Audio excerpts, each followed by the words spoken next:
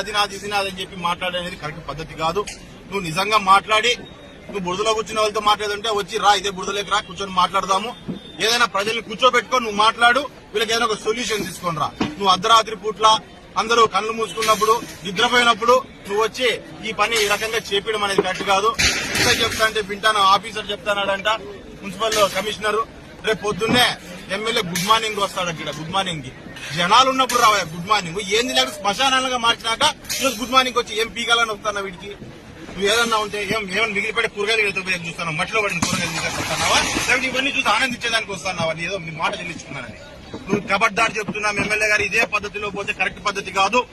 ఏదైనా మీకు టైం ఇచ్చారు మీకు ప్రజలంతా కలిసి, దాన్ని సద్వినియోగం చేసుకోండి, 10 మందికి ఉపయోగపడేటట్టుగా చూసుకోండి.